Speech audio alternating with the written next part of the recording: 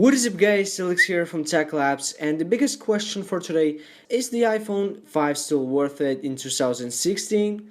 Let's find out. So let's start off from the bit of a history of this iPhone. So the iPhone 5 was released in 2012 and was the first smartphone which was released after the Steve Jobs passed away. And this was a true innovation. This iPhone packed 1 GB of RAM plus a better processor, and the best part about it is that it had a larger 4-inch display.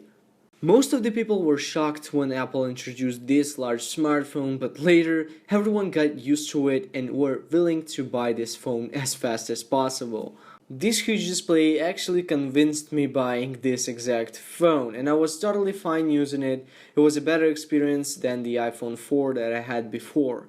So having all those good memories about this smartphone, is that really worth it to buy this exact phone in the 2016? So let's find out. So while the top flagship phones are having the best build quality ever, the better display and the fastest processor, this iPhone 5 is actually stacks up to all of them. And that's all because the Apple does not save any money on their innovations and design. So let's see what do we got under the hood. So first of all, the A6 chip clocked at 1.3 GHz plus a gig of RAM. So that is enough to run iOS 9 on that device, but it's significantly smaller number that we have on the iPhone SE or the iPhone 5S that are actually similar.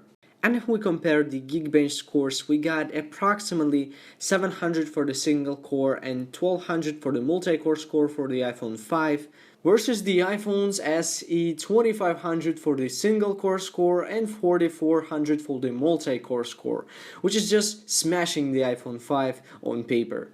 The games are still playable. You can run some really amazing titles like Infinity Blade or Mortal Kombat with no lag at all, because the iPhone's optimization is rocking, but you do have to expect that the iOS 10 is gonna bring some more lags into this iPhone.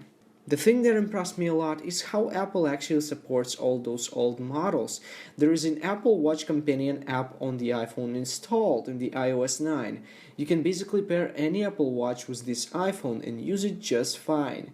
Talking about camera, we still have a nice 8 megapixel camera on this iPhone, which takes nice pictures. Of course, you cannot expect something really crazy from that camera, but if you're taking regular photos when the sun is shining, it's gonna be totally fine. Unfortunately, we do not get any slow-mo features, but we do get a time-lapse feature, which sometimes can be attractive. But if you're into jailbreaking, you will be able to activate a 60 frames per second video, which is not equivalent to the normal slow motion that we got on the iPhone 5S, but it still is a pretty nice result. To learn more how to do this, you may go to this video that you see on the screen. Also, we do get some standard filters on the iPhone, and there's a plenty to choose from, and the iPhone's camera lens are actually made for sapphire crystal, which means that they are resistant to scratches. So what's more do we got in the package?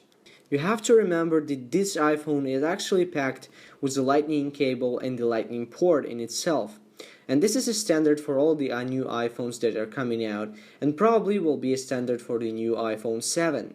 This port not only takes less space in the iPhone, but also provides higher data transfers and reversibility. Talking about cellular and the Wi-Fi, this iPhone supports most of the Wi-Fi standards as well as the most of the LTE bands available. And besides all of that, this iPhone also have a nano SIM tray inside, which is a standard for the new iPhone models. And what about costs? I haven't found any iPhone 5 new that is currently sold at the store, but I actually picked up mine used for $150, which is not much, I think. All in all, guys, it's your personal decision which iPhone to buy, but if you have just a bigger budget than $150, I think you should come with the iPhone 5S, because this one will bring you more happiness and some more things like a better processor based on new architecture and the slow-mo features if you are one of these creators on the YouTube.